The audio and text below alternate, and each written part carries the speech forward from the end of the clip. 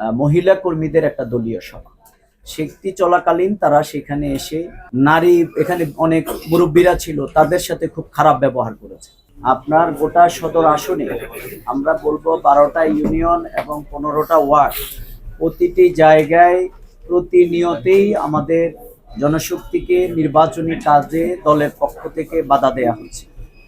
এইরকম অসংখ্য ঘটনা, লিখিত অভিযোগ আমরা প্রশাসনের কাছে দিয়েছি, কিন্তু দুই একটি জায়গায় পুলিশ প্রশাসন গিয়ে ঘুরে এসেছে, খোঁজখবর নিয়ে এসেছে, কিন্তু যথাযথ কোনো প্রতিকার সে সমস্ত জায়গায় আমরা দেখিনি। এই জন্যে আমরা মনে করি যে বর্তমান শুধু সবকিছু প্রশাসনেরও দায়। ভবিষ্যৎ হোক নিরাপদ, বিনিয়োগ হোক বিশ্বস্ত, আর আমার পছন্দ সল্ট বে। ওয়েলকাম টু সল্ট বে। নয়, অর্থাৎ পুলিশ প্রশাসন, কারণ অনেকগুলো নির্বাচন কমিশনের সাথেও সম্পৃক্ত, সেখানেও আমরা অনেকগুলো অভিযোগ দিয়ে রেখেছি। যেহেতু আরপিওতে এই সমস্ত উচ্ছৃঙ্খল আচরণ, হুমকি দমকি দেয়া, এটি আমাদের নির্বাচনী আচরণ বিধিরই মূলত লঙ্ঘন।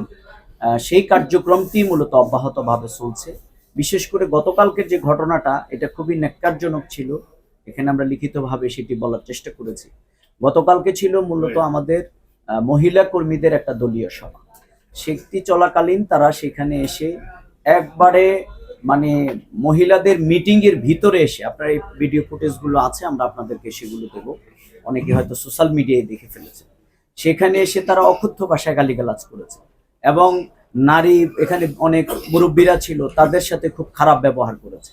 সেখানে তারা তার প্রত্যেকের মোবাইল দেখতে চেয়েছে, আপনাদের মোবাইলে এই আছে সেই আছে, এইরকম বিভিন্ন কথাবার্তা, মানে যার যেটা মন চাইছে সেটা বলেছে।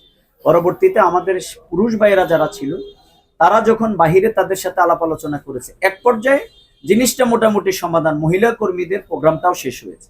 আমরা চেয়েছিলাম যে কোনো ধরনের গ্যাঞ্জাম ছাড়াই যাতে প্রোগ্রামটা সম্পূর্ণ হয়, কিন্তু দেখা গেল আমাদের ভাইয়েরা যখন নামাজ পড়তে ঢুকলো, নামাজ থেকে বের হওয়ার সাথে সাথেই মূলত এই দুলাল, আমরা যাদের নাম বললাম, তাদের নেতৃত্বেই মূলত এই মানে হামলাটি সংগঠিত হচ্ছে। এবং সেটি আপনারা দেখেছেন যে কিভাবে তারা কোমর থেকে চাইনিজ কুড়াইল, দেশীয় অস্ত্রশস্ত্র বের করে তারা হামলা করছে। এবং মজার ব্যাপার হচ্ছে, যে হামলাকারীর একবারে দিবালোকের মতো ফুটেজ স্পষ্ট, সে এখন সে আবার হসপিটালে, সে এখানে ভর্তি হওয়ার চেষ্টা করছে, শুয়ে আছে। সুতরাং আমরা বলতে চাই যে এই জাতীয় ঘটনা একটি অবাধ সুষ্ঠু নির্বাচনের জন্য সবচেয়ে বড় বাধা। বাংলাদেশের তফসিল ঘোষণার সাথে সাথে আপনারা দেখেছেন যে বাংলাদেশের একজন সবার কাছে পরিচিত একজন প্রার্থী, জুলাই যোদ্ধা ইনকিলাব মঞ্চের মুখপাত্র আমাদের ওসমান বিন হাদিকে নির্মমভাবে কিন্তু হত্যা করা হয়েছে।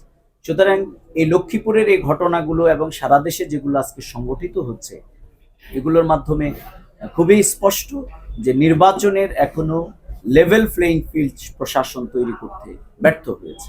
এবং আমাদের আজকে বড় প্রশ্ন যে যারা আজকে এগুলো করছেন, তারা কি আসলে নির্বাচন অবাধ সুষ্ঠুভাবে হোক এটি তারা প্রত্যাশা করেন কিনা, এই প্রশ্নটি আজকে দেখা দিয়েছে।